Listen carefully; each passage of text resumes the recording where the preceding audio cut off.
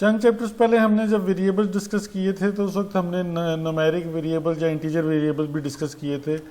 तो हमने वेरिएबल्स को डिफ़ाइन कुछ ऐसे किया था कि डॉलर के साथ शुरू करके नाम लिख लिया उसका और उसको कोई भी वैल्यू असाइन कर दी, और इसी तरह से हमने एक और वेरिएबल असाइन कर लिया, और ये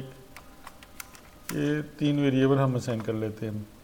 तो आज के चैप्टर में हम देखते हैं कि हम बेसिक अरिथमेटिक कैसे कर सकते हैं इन वेरिएबल्स पे। अगर आपने एक्सेल यूज़ की हुई है, माइक्रोसॉफ्ट एक्सेल या इसी तरह की कोई स्प्रेडशीट का सॉफ्टवेयर, तो जैसे आप वहाँ पे कैलकुलेशन करते हैं उसी तरह से आप यहाँ पे कर सकते हैं। फॉर एग्जांपल मैं कह देता हूँ जी $D is equal to $A plus $B, इसी तरह $E is equal to $C minus $A, और अगर हमने A में 1 प्लस करना है तो $A is equal to $A plus 1 कर देंगे, और इसका एक शॉर्टकट भी है, $A प्लस प्लस कर दें तो उसका मतलब भी यही बनता है। इसी तरह हमने $B में से माइनस करना है कुछ, तो $B माइनस 1 कर देंगे, और $B माइनस माइनस से भी वही कुछ हो जाएगा। तो इस तरीके से आप जो है बेसिक कैलकुलेशंस और अरिथमेटिक कर सकते हैं। और जैसे कि हम मैथ में ब्रैकेट्स लगाते हैं, इसमें भी आप ब्रैकेट्स लगा के काम कर सकते हैं। सबसे पहले जो इनर ब्रैकेट में एक्सप्रेशन है वो कैलकुलेट होगा, उसके बाद आउटर ब्रैकेट में होगा, और जैसे आपका जो मैथ का रूल है उसी हिसाब से ऐसे होगा। जैसे फॉर एग्जांपल हम अगर टाइप करते हैं $F is equal to $A plus $B multiplied by $C, तो इस एक्सप्रेशन में $B और C पहले मल्टीप्लाई होंगे और फिर उसमें A ऐड हो जाएगा। लेकिन अगर आप इसको ऐसे लिख देते हैं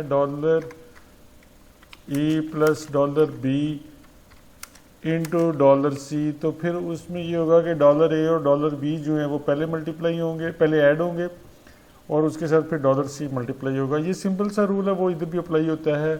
इसमें आप मल्टीपल ब्रैकेट्स में भी जा सकते हैं, लेकिन बेसिकली इतनी ज़रूरत पड़ती है ज़्यादातर, तो इसलिए हम इसको इतना ही अभी रखते हैं। आप इन वेरिएबल्स को या किसी भी वेरिएबल को किसी भी वक्त डिस्प्ले करना है तो एको की स्टेटमेंट से डिस्प्ले कर सकते हैं। मैं एक सिंपल सी एको की स्टेटमेंट लिखता हूँ, $A B कोलन $B और C कोलन $C, और BR लगा देता हूँ ताकि नई लाइन पे हम आ जाएं। तो अब मैं इसको रिफ्रेश करता हूँ तो ये आपके सामने आ जाता है। अगर मैं इसको यहाँ तक तो हमने तीन वेरिएबल डिफाइन किए थे, फिर आगे D E और F भी डिफाइन किए हैं। तो इधर हम इसको कॉपी करके इसमें D E F और F भी ऐड कर लेते हैं, और इसको हम ऐसे कर लेते हैं D colon $D E colon $E F colon $F। ये जो शुरू में मैं ये लगा रहा हूँ ये DE, ये हमें ये मैं इसलिए लिख रहा हूँ ताकि हमें पता चल जाए कि इस वेरिएबल की वैल्यू है। तो ये इसका कोई फंक्शन नहीं है, कोई यूजेज नहीं है। मैं इसको F के बजाय F वेरिएबल भी कह सकता हूँ, और इसकी बजाय मैं सेमीकोलन भी लगा सकता हूँ। तो ये कोई पार्ट नहीं है किसी किस्म की फंक्शनैलिटी का। तो इसको मैंने सेव कर दिया और इधर मैंने आगे रिफ़्रेश किया, तो अब आप देख रहे हैं कि ए की वैल्यू इसलिए चेंज हो गई है, हमने इसमें प्लस माइनस किया हुआ है। बी की वैल्यू भी चेंज हो गई है, बी में से 2 दफ़ा माइनस किया था।